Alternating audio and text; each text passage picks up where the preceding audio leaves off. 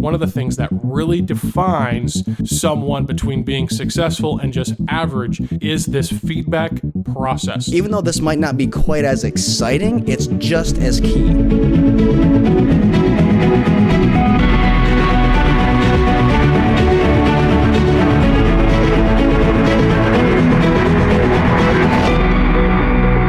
Welcome to the Must Increase podcast, where our mission is to increase His name through your church. I am your host, Luke Clayton, and I'm joined by my co-host and producer, Mr. Bo Snyder. Bo, how's it going? Good, Luke. Good to be here. And today we are talking to you about Followup. Now, obviously, yesterday was Easter, and your follow-up process begins now. A lot of people think that the work for Easter is all just leading up to it, but the truth is, really, the work begins now in terms of follow-up, because what's the point of getting all these guests in your church on a big day like Easter and then not having at least a percentage of them come back and become regular members and get plugged into your church? I think our friend Jeremy Lanentine says low-hanging fruit. Yes, I think. This is the time to go out and get that. Absolutely. And by the way, if you want to go back and listen to episodes 2 and 3, where we talked to Jeremy about this, it'd be a great resource for you to go and listen to. And so that's what we're going to talk about today. But first, I want to thank you for listening, and I want to thank you for being a part of the Must Increase podcast. We have received some great feedback. We've seen our audience grow since we've launched, and we appreciate you for having a part in that. Now, I also want to encourage you to, if you haven't yet, be sure to subscribe to our podcast wherever you're listening to podcasts. Be sure to hit that subscribe button. That way, every time we release a new episode, which is usually Monday mornings, you're going to receive that episode right to your device. It's going to be downloaded onto your device so that you can listen to our latest content. And of course, we love it when you review us on iTunes or wherever you're listening. That really helps us out. And as always, we love it when you share and you tell others about the podcast. So if you haven't done so yet, we'd appreciate you for subscribing, reviewing, sharing. We appreciate all of it. Now, getting into our content for today's episode, like I said, we are talking about follow-up. Of course, yesterday is Easter, literally the biggest Sunday of the year without question. And so now you've probably seen, depending on how effective your Easter outreach was, you've probably seen maybe as much as double or more of the typical guests that you're going to see on a Sunday. And so what are you going to do with that information? We've talked about connection cards and the value of that. And so you should have tried to capture the contact information of these guests. Now it's time to follow up. And so to help you out with this, we actually developed a free resource back at the beginning of 2019 called the Creative Marketing Strategy Guide. It's something we put together to help you plan a big event or campaign like Easter. And so we're actually going to be looking at step 5 of this strategy guide, which is the feedback and follow-up process. So make sure that you've got that, because we're actually going to look at 2 elements here. Like I said, we're going to look at the follow-up aspect of guests, but we're also going to look at the feedback process of your event or your big day in general about, hey, what did we do right? What did we do wrong? What can we do better next time? And this is something that I learned when Luke put this together is, I'm a creative person. I love the preparation for a service when leading up to it. I like, hey, what are we going to do with video, with with a dramatic performance, with sets, all those kinds of things, and all those things are important. Those get people excited, okay? But as soon as the event is over, sometimes our hype and our excitement kind of dies off very quickly. But this step right here, this feedback, this follow up process, it's really just as important, if not more. Really, because you even if you were successful at creating an experience, during that service and everything went perfect, if you don't do this, you're kind of missing out on bearing the fruit of what you did. So even though this might not be quite as exciting, it's just as key. Absolutely. And that's just human nature, is to, hey, we're anticipating something really big, something really exciting. We work really hard up to that moment, and then we just kind of crash and burn because, hey, we've exhausted all of our energy and resources for the one big moment. But I think what really define, and this could apply to churches, this could apply to businesses, organizations in general. I think one of the things that really defines someone between being successful and just average is this feedback and follow-up process. So we're going to talk about the feedback process a little bit about the event itself. Okay, so this is a little bit more technical, if you will. It's a little bit just more strategic and logistical. So obviously at your event, or in this case, Easter Sunday, you should have had some form of connection card. And a lot of times on that connection card, you're going to ask the question, well, how did you hear about us? And what would you like to know more as far as about our ministry? You want to know more about starting a relationship with Christ? Do you want to know more about baptism? Do you want to know more about discipleship, getting involved with a connection group, whatever it may be? And so now you've got to analyze that data. And so you've collected these connection cards and whatnot, and you got to take those, and right here on our strategy guide, you'll find a place where you can kind of mark down and write out and kind of record that data. And maybe you don't want to use something like this. Maybe you use an Excel spreadsheet, or maybe you've got an actual, some type of church management software that does this for you. Either way, you take those connection cards. Of course, we're going to talk about what to do with that guest information follow-up here in a moment. But if you did ask those questions on the connection card, like I said, how'd you hear about us?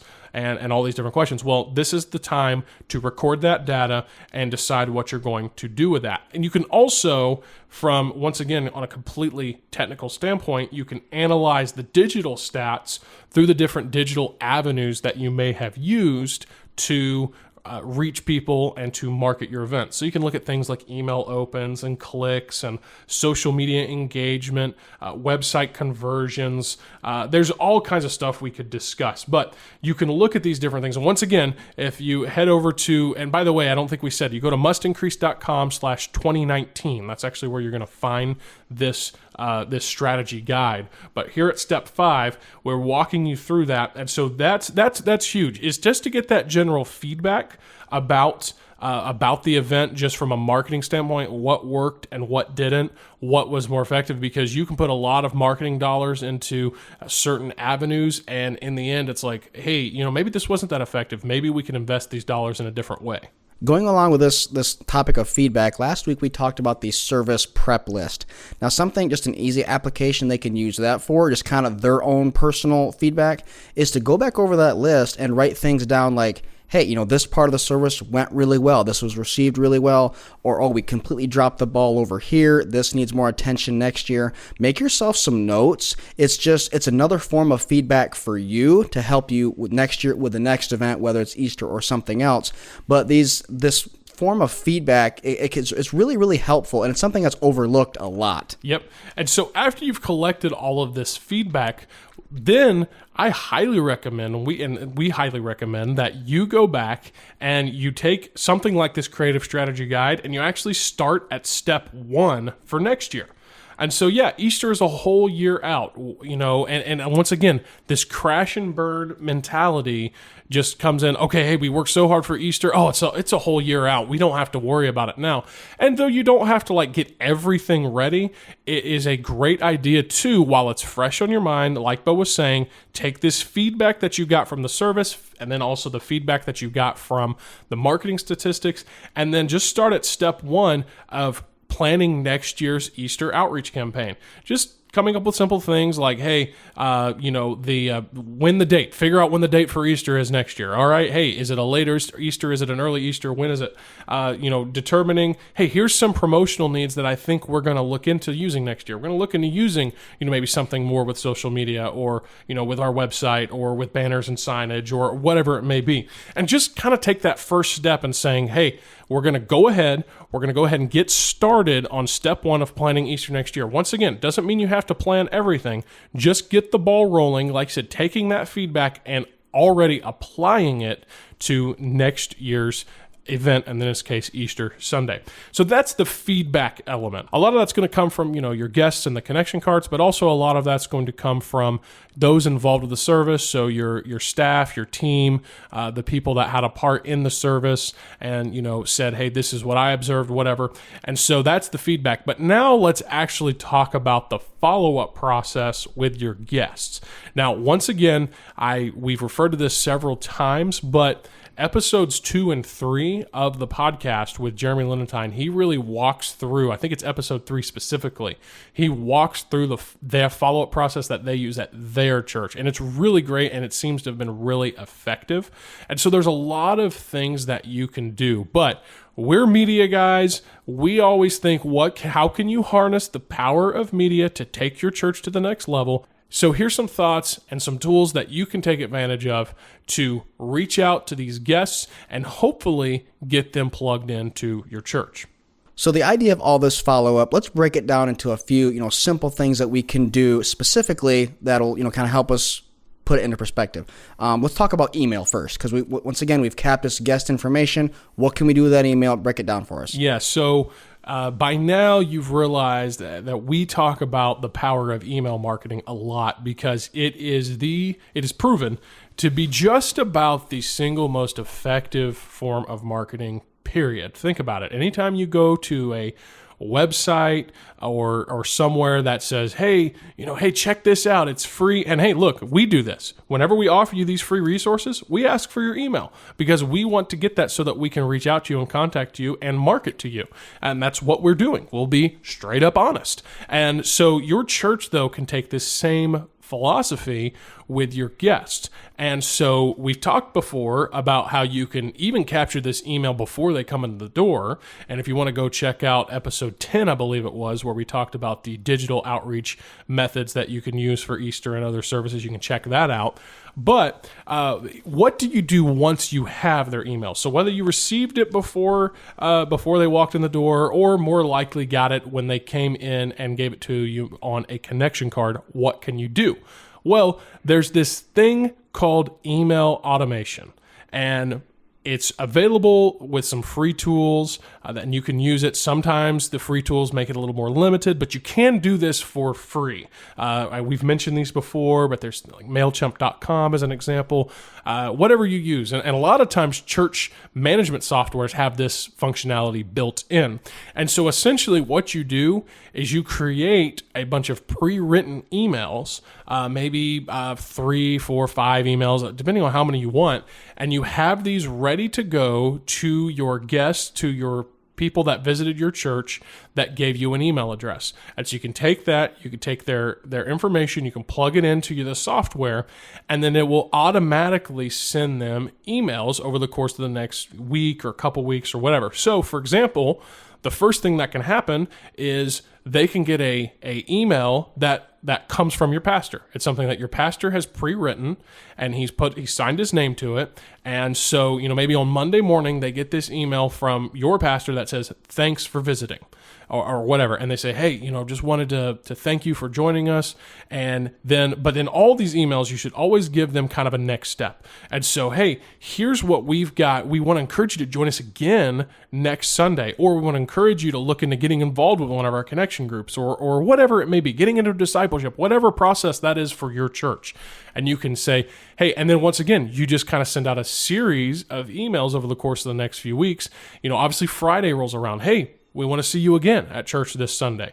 Whatever it may be, you have to determine what works best for your outreach and follow-up model, but using the power of email automates all of that. So really, all you have to do is you write these emails one time, you plug in the information, and then, like I said, their email address and their information, and then the system just does it for you. Now, don't get me wrong, this should not be the only way that you follow up with people, but it's another way that you can reach out and touch your guests and just make contact with them. Now, like you said, that's one way you can do it. Let's talk about a few things that are a little bit more personal. We can talk about personal phone calls or even personal visits, face-to-face things.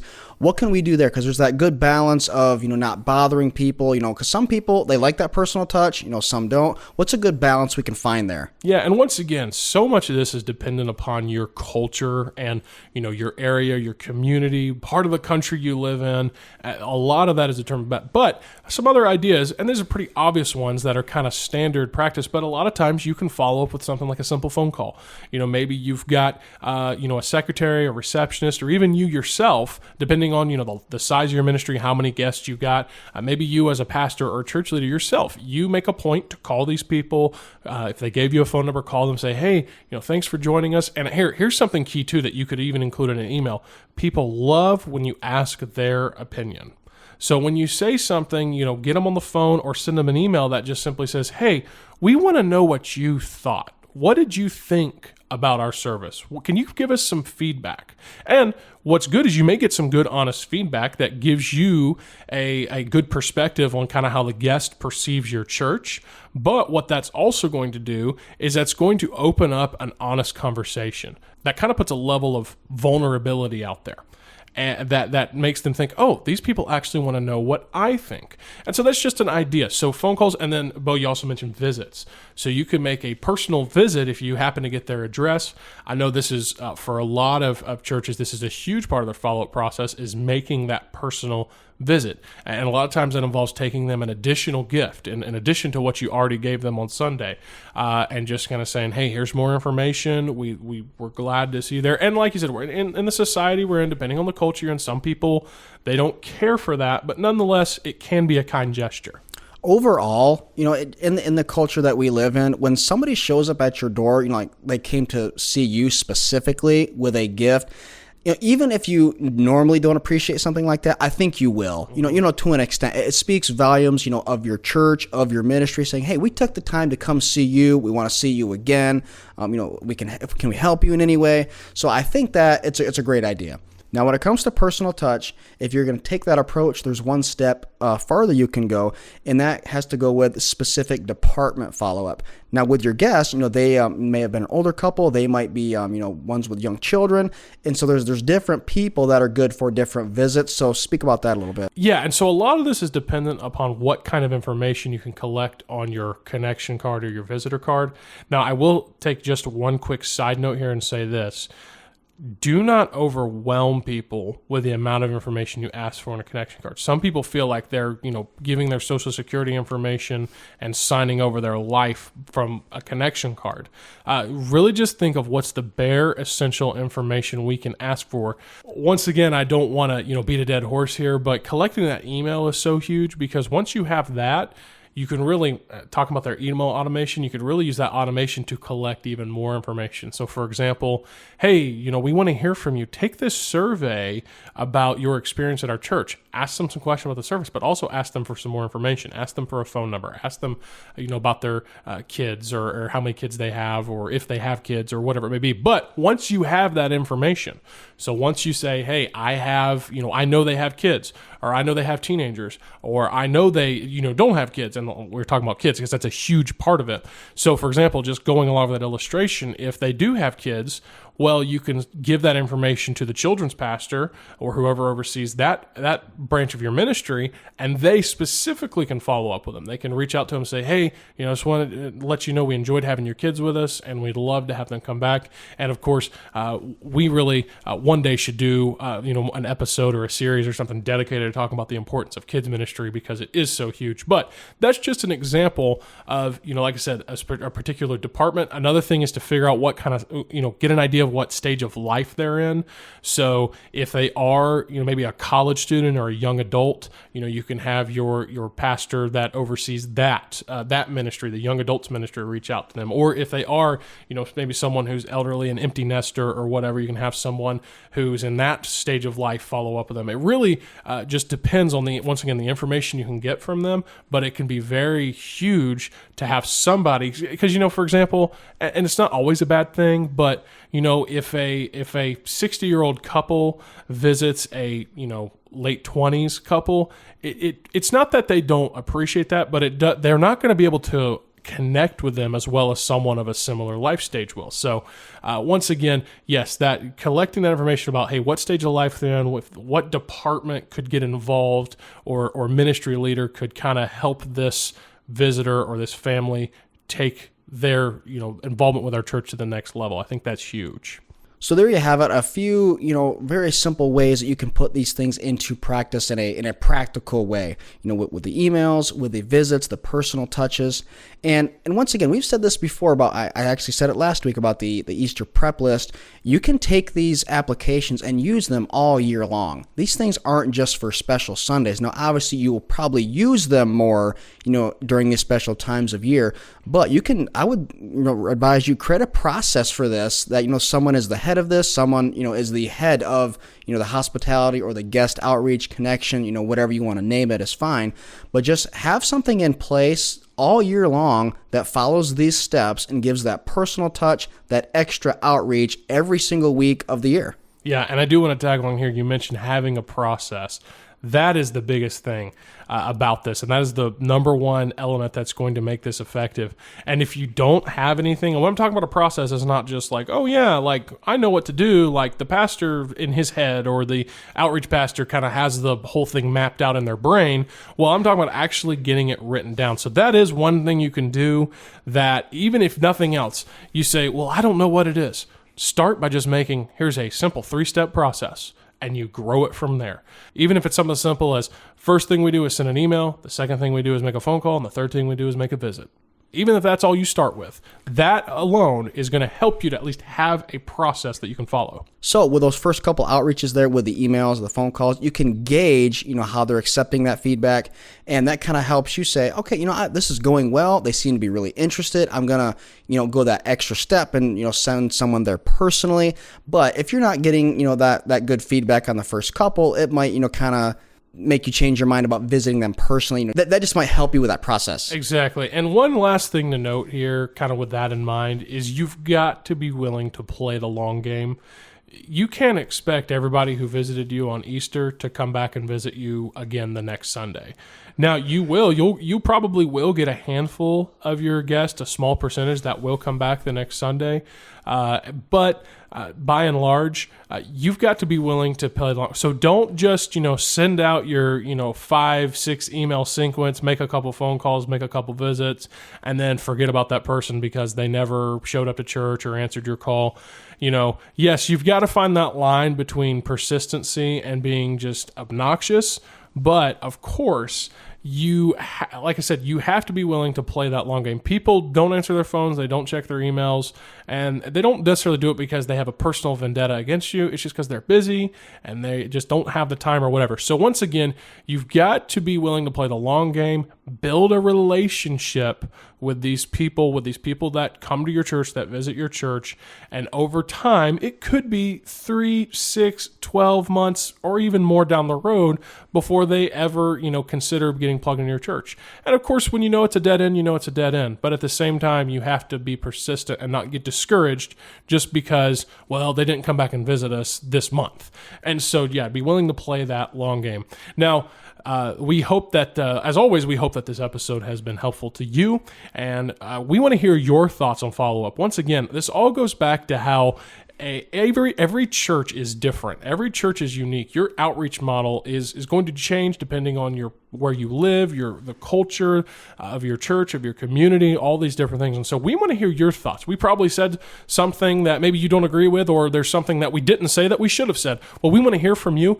Be sure to contact us and share your thoughts by, you can send us an email, podcast@mustincrease.com, or better yet, go to wherever you're at listening to podcasts, so iTunes or wherever it may be, and leave us a review. Rate us and review us. That helps us out, gives us honest feedback about the podcast, but also helps to boost our ratings in the podcast library there. And so we really appreciate if you could do that. Of course, as I said before, be sure to subscribe to the podcast.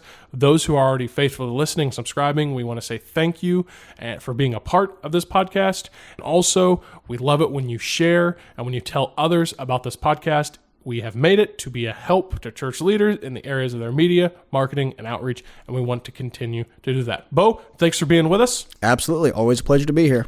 Now, before we let you go, we do want to make sure that to tune in to next week's episode, because we are going to be talking about what is often the second or third largest Sunday of the year, and it's probably one you're not thinking of. And there's some of you out there, you might have an idea of what it is, but I can tell you this, it's coming up next month. And so we're going to talk about this Sleeping Giant Sunday, what that Sunday is, and what you can do to get ready for it next week. I'm excited about this. We put a lot of research into this episode, and it kind of blew me away. And the title is, it's right there, The Sleeping Giant of a Sunday. So please listen next week. It's going to be good. Yep. So be sure to join us next week right here on the Must Increase podcast, where our mission is to increase his name through your church.